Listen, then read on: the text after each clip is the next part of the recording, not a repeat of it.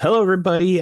We've got a very special episode for you today. I am your host, Dr. F. Scott Field, and I've got with me somebody who I've been very excited to interview for a long time now, Lindsay Stamp. Lindsay, thank you so much for taking the time to come on here and kind of share your perspective, which is one that I kind of share as well.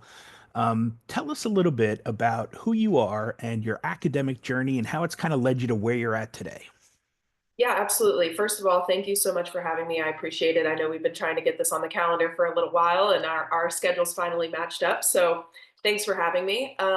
Like you said, my name is Lindsay Stamp and I am from Erie, Pennsylvania. Currently live in Pittsburgh. And I'll just give like a brief background about myself and my journey like to where I am today. So, I grew up what I would say very, very normal family. Two-parent household, brother, played sports my entire life growing up.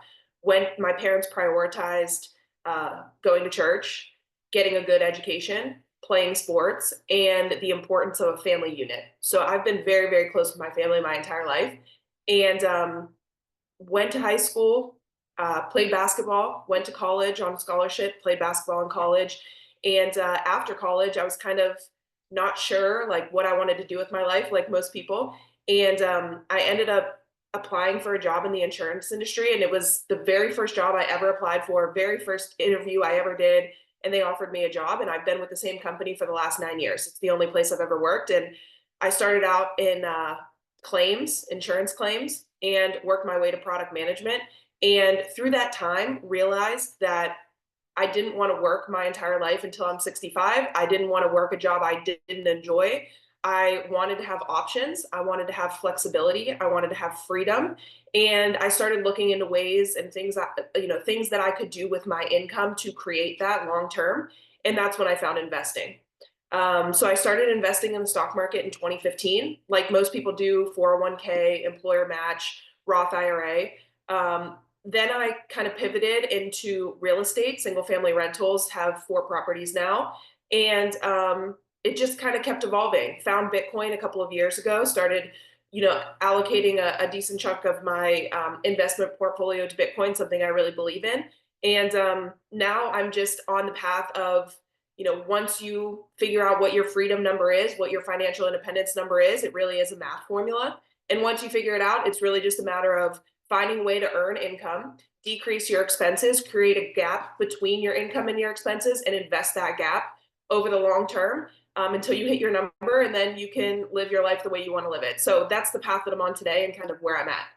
Yeah, so a lot to unpack there. And we'll get to Bitcoin, I promise, because that's one that I've recently, obviously, taken a liking to. But let's start with this. So you took a job out of college and started working, right? But at some point, like you said, you realized, all right, well, I don't want to work for my whole life. I want to have an investment plan. And so you started that. So I'm a big believer in a 9 to 5, right? I'm okay with that, especially because a lot of us in the healthcare field, we go to school for all these years, get all this knowledge, and then, we get into the field and start seeing the financial implications of it and student loans and whatnot. And then we realize, oh, well, I don't know if I want to do this anymore. And it's like, well, you can still do it. You can still keep one foot in the boat of the profession that you went to school for all these years. You just have to figure out that financial number, and then how you're going to make it work for you because there's many, many different ways. So let's kind of talk about that first. Like finding that financial freedom, I think everybody kind of wants that, right? What does it look like? What does finding that number look like? It's going to be different for everyone, but how does somebody even go about thinking about that? Yeah, absolutely. I think like you said, the 9 to 5, in my opinion, is still the best way for normal people to build wealth. A 9 to 5 gets a lot of hate, like on the internet, on social media, people saying, quit your 9 to 5, go start a business. Starting a business and being an entrepreneur is maybe for the, 5% of people. 95% of people, their best plan is going to do something to make an income, a job, a career, whatever it is you want to do. It doesn't matter how you make money, just find a way to earn money, and then what you do with that money matters 10 times more than how you earned it. So that I think is step one. But in terms of finding your financial independence number, it really is a math formula. So what you would do is you would look at how much money you spend per year or how much money you spend per month. So I'll just use round numbers. Say you spend $5,000 a month and you need $5,000 a month, to live the lifestyle that you want to live. So $5,000 a month is $60,000 per year. You would multiply 60,000 by 25, and that would give you your financial independence number, which is 1.5 million. What that allows you then is to pool at the 4% withdrawal rate. And anybody who's watching this that doesn't know what that is, you can just Google 4% withdrawal rate, and it'll give you a longer definition and description than I will. But what it means is you can pool 4% of your portfolio for typically a 30-year period. And essentially you're pulling at 4%, and the market has historically gone up 8% a year. So even though you're pulling 4%, the market's growing at 8%. You take into consideration inflation, which, 2 to 3%.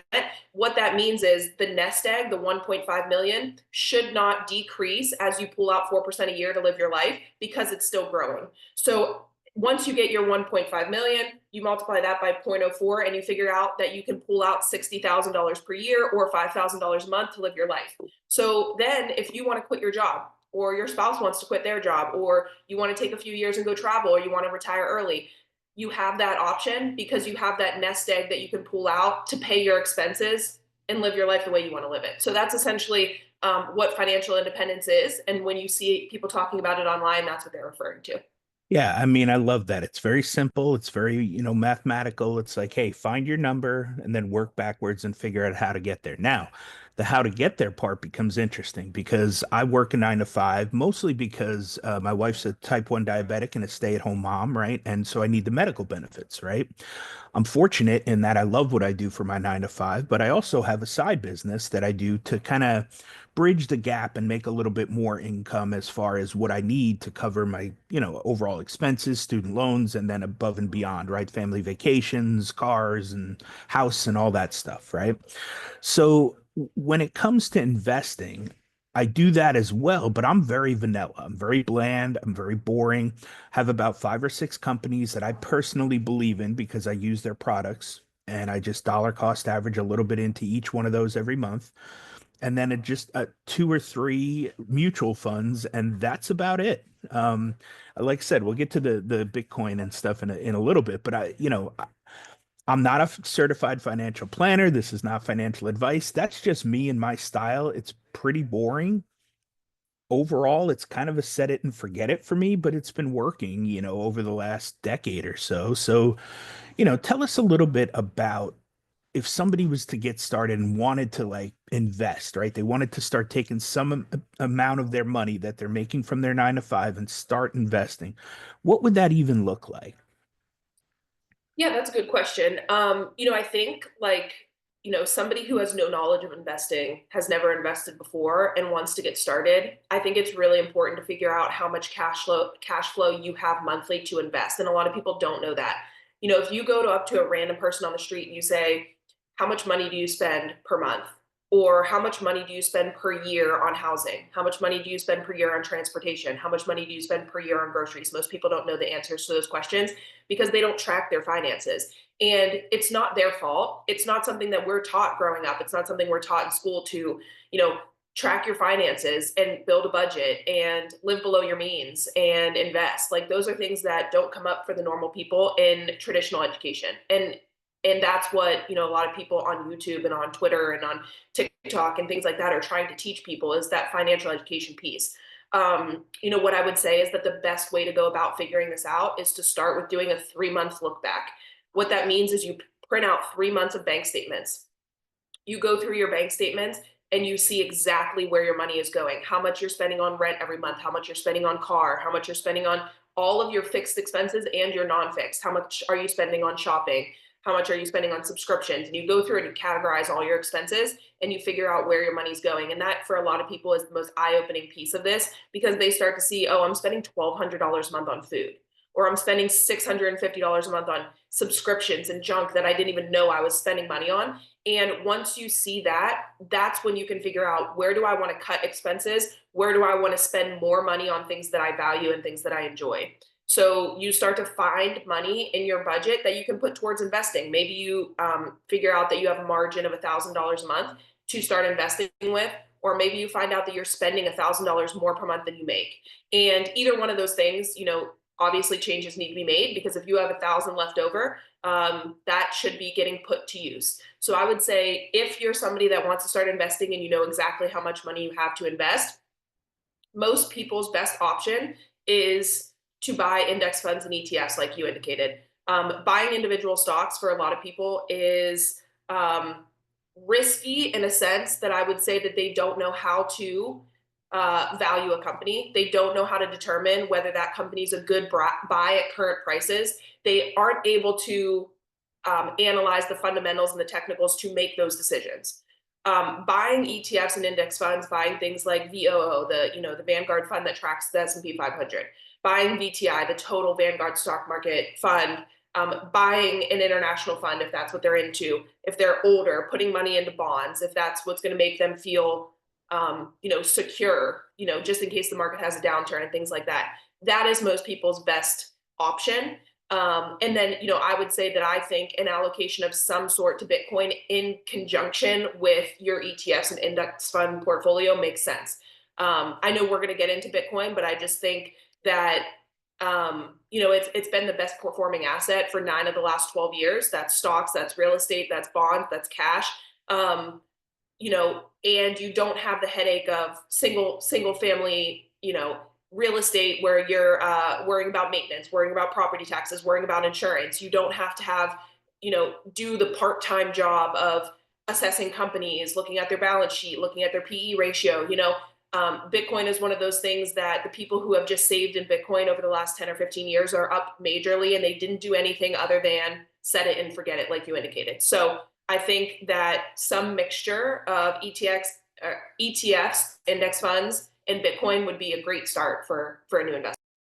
Yeah, so I've obviously kind of known about Bitcoin for a while. I've followed it for a while. I didn't get into it much until last year. And the main reason for me was I just didn't have any extra funds to allot to it, right? And so let's talk a little bit about that because I know you've got a pretty cool way of approaching this. Like I said, I have my 9 to 5, but now I also have my side business, right? And you've done a very good job of working your 9 to 5 very successfully, doing well there, but also having a quote unquote 5 to 9 where you hustle a little bit extra and every extra dollar is now going toward Bitcoin, right? And again, I don't want to get into like, people's beliefs on it or politics or whether or not you think it works. It is an investment strategy if that's something you want to pursue. I believe in it fundamentally. I know the difference in it now. I've been like researching it a lot more and it's really interesting, what it actually does. And realistically, it basically just solved the math equation for us, and it's just out there existing now, and it it can be tracked for many different uses, right? But at its core, Bitcoin is going to be a pretty solid investment for anybody moving forward, I think.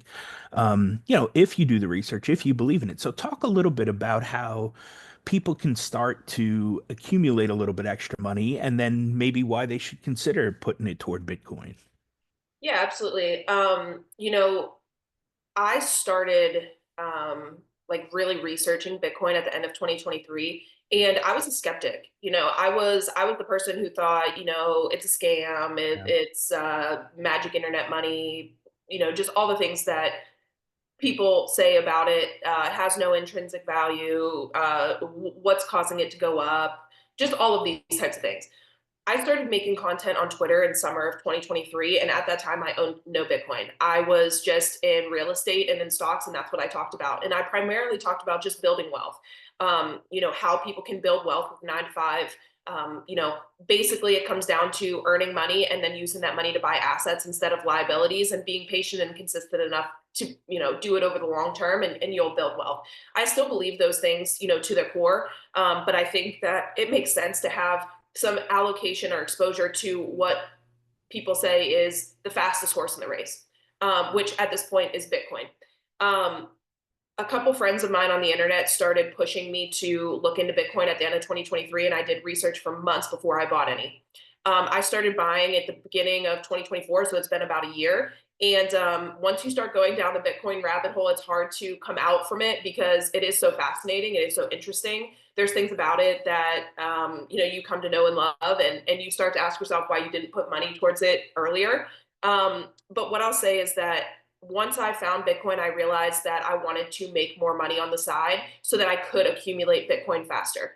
And that really comes down to the fact that Bitcoin, a lot of it is about supply and demand.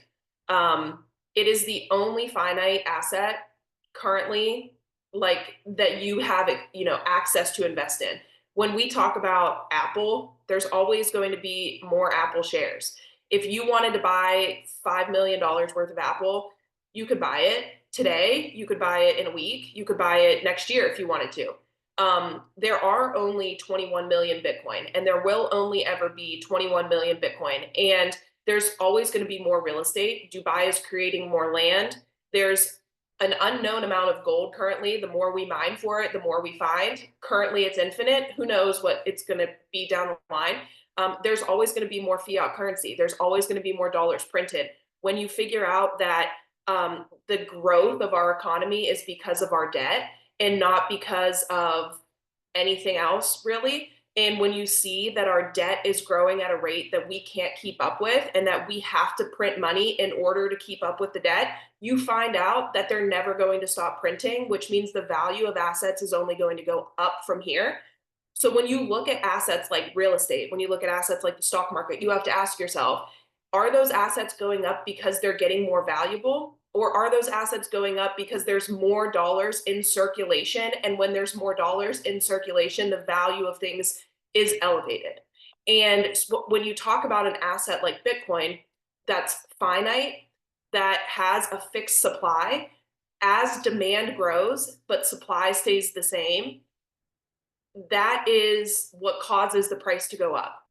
And once you realize that it's finite, you start to understand that it's a race to accumulate as much as you can, because other people are racing to accumulate as much as they can because it's going to run out.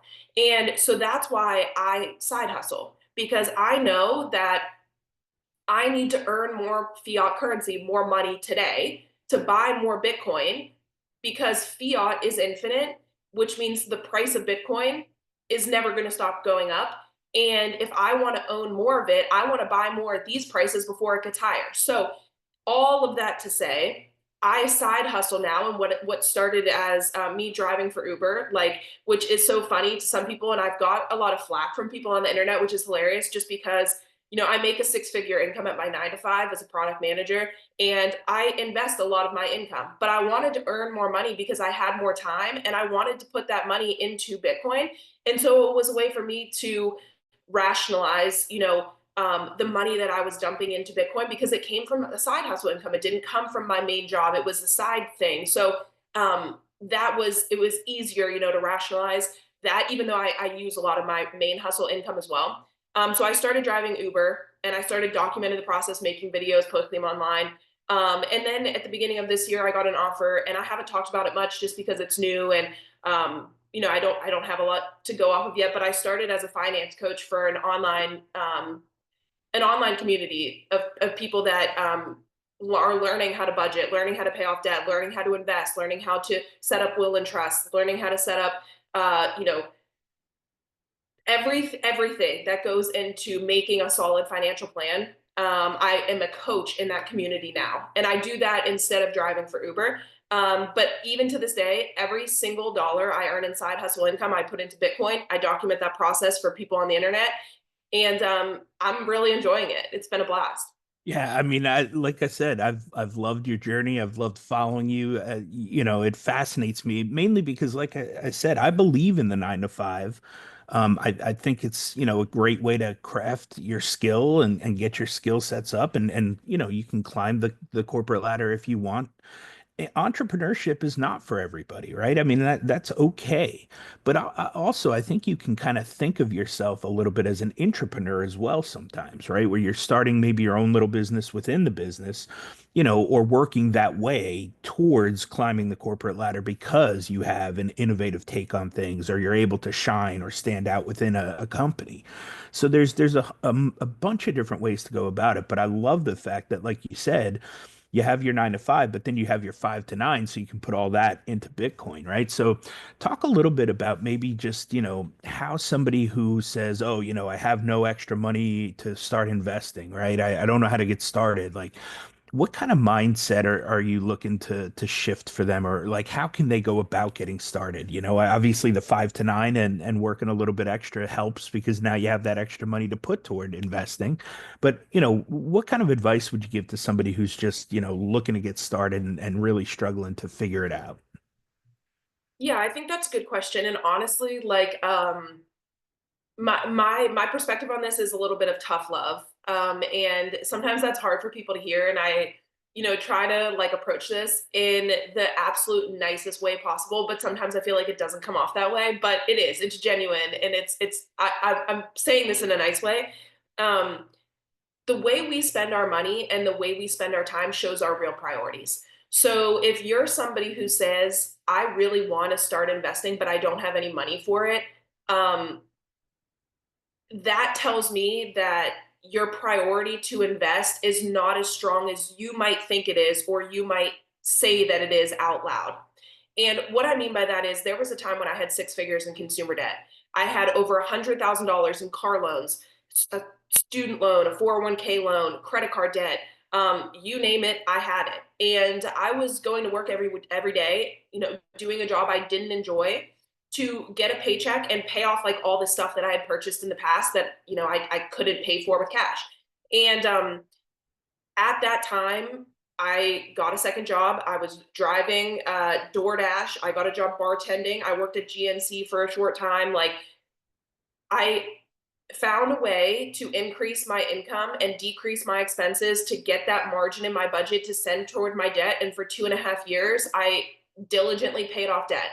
I didn't go on vacations. I didn't live an extravagant lifestyle. I sold all of the furniture that I bought on credit cards. I sold a car. I sold all my Jordans. I sold a bunch of clothes on Facebook Marketplace. Like, there are things that you can do to find money to invest or to pay off debt if you want to, if it's a priority to you.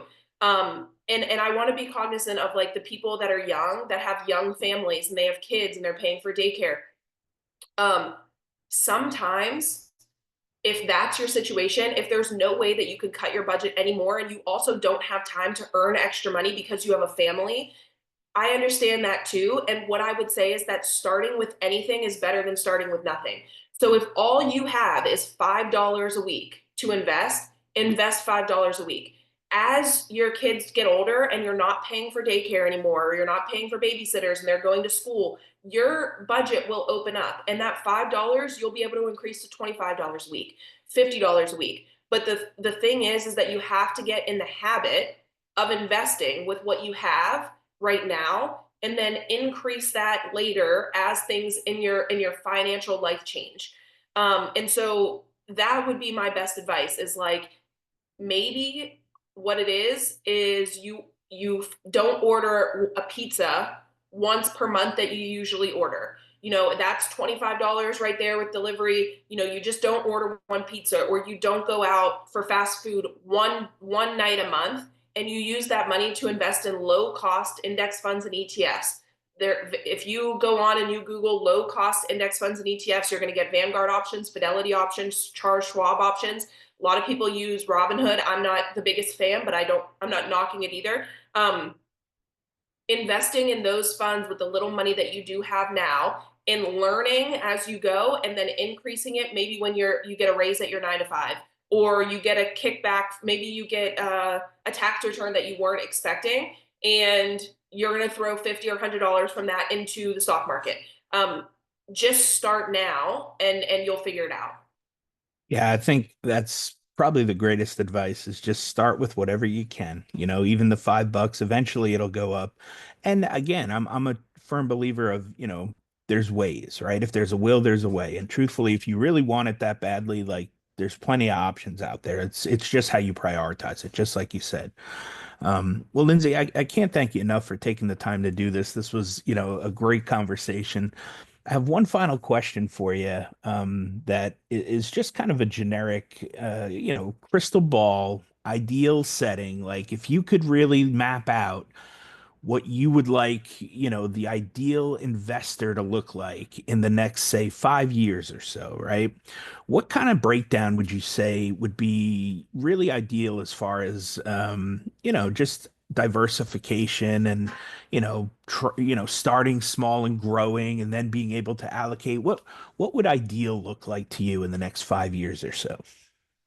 Yeah, that's an interesting question. My mindset has changed so much on this in the last few years. Like, I used to be a huge believer in diversification, and that's why I had money in different types of accounts and allocated to different things. U.S. stock market, international stock market, real estate via REITs, real estate via single family ownership. Looked into multifamily ownership at one point. Looked into real estate syndications, which is a completely different path. Bitcoin. I've looked into other things like altcoins. You hear Ethereum and Solana and like all this other stuff. And I used to really, really value diversification from that standpoint. And now I guess my thought process has just changed. I used to have a really decent allocation to international index funds and ETFs. And now I don't see the value as much because I really believe in the US stock market. And I believe that the US stock market's going to outperform over the long term just with our, innovation, our tech, the businesses that, maybe are started in other countries and brought here because of what the United States has been able to do. And so for me, like, and this is not going to be right for everybody, and other people are going to disagree, and people have to figure out their own strategy. But for me, a major part of my portfolio is VTI, the total US stock market. I have my single family real estate, which I'm getting ready to sell one of my four properties now. And I kind of am not as bullish on single family real estate as I used to be. Um, I'll hold, the other few probably for the next few years. I don't have any, um, idea of selling them like in the short term. But a major part of my portfolio is going to be VTI. Another portfolio part of the portfolio is real estate, and then the other part of the portfolio is Bitcoin. Like those three things are what I'm really focused on. And what I think is going to happen in the next few years is I do think Bitcoin will continue to outperform. I think even though it's a smaller percentage of my portfolio right now because it's the newest one that I've been allocating to, I think its growth will create a situation where it makes up a larger percent of my portfolio down the line simply because of its growth. And I think I'll have a pretty good split between those three. But the only ones I'm actively growing are VTI and Bitcoin. I'm not actively growing real estate. I'm not actively looking for syndications or REITs. I don't own REITs any longer. I don't own international funds any longer. I grow VTI via my 401k, my Roth IRA, and I grow my Bitcoin through allocation to things like the Bitcoin ETFs, MicroStrategy, and actual Bitcoin and cold storage. And those are the things I'm focused on right now. So I think that's how my portfolio will look in the next 5 years. I love it. I love it. Yeah, I mean, there's still some diversification there, right? It's not like I'm all in on Bitcoin and only Bitcoin. Like, no, there's some other options, and Yeah. rightfully so. I mean, I don't think you can be bullish on one over any other, but like you said, it's going to be a comfort level for everybody, and they have to find what that is for them. But, as long as you've got something in a little bit of everything, I think you're going to be just fine, especially betting on the American economy, So, um, yeah, I guess my last question for you then is any last bits of advice or words of wisdom you want to part with the audience on your way out of the interview here? Yeah. I would say, and I tweeted about this a few days ago, but I really believe it wholeheartedly. If it doesn't matter today if you love your job or hate your job, I think everybody should be pursuing financial independence. Things can happen, and things do happen every single day that might take a job that you love or a job that you tolerate or a job that you like and turn it into something that you don't like anymore. And when that happens, you will want options. You will want flexibility. You will want freedom. Who knows what's going to happen? I talk about this within my, my family and my own personal life. Like, you can be diagnosed with cancer at any time. You can lose a family member at any time. You can lose a job. You can get laid off. You can have your boss change. Your boss has a huge impact on whether you enjoy your job or not. Your company can get bought out. The stock market can crash, and you can get laid off, and like just all of these things, like health issues, personal issues, work issues. It can be anything, but things are going to happen because that's life. And when they do happen, imagine the peace of mind that you would have if you had six figures in the stock market and you had $1 million in a nest egg, or you were work optional, or you hit your financial independence number and working was truly an option. You were doing it because you wanted to and no other reason. Having those options is so underrated and something that I think everybody should be searching for, regardless of how you sit today. So that would be my best piece of advice, is just invest in something, invest in assets, invest in things that are going to grow, and focus more on putting your money into things that have a potential to grow, and less in things that are going to go down in value, like cars and credit cards and trips, and things that people spend their money on. Yeah. Yeah, asset allocation is really the key. You really want to build assets because that's how you build wealth, right? Um, Lindsay, thank you so much for your time and for coming on. Where can people reach out to you and follow you if they have just more follow-up or want to see what you're up to these days? Yeah, I only have one social media, and it's on Twitter. You can find me at Lindsay Stamp 3. Come tap in with me, reach out, DM, questions, concerns. I love talking to new people, meeting new people. So that's where I'm at. Awesome. Yeah, we'll put that link in the show notes so everyone can find you. Lindsay, thank you so much. Been an absolute pleasure. Thank you for having me. I appreciate it.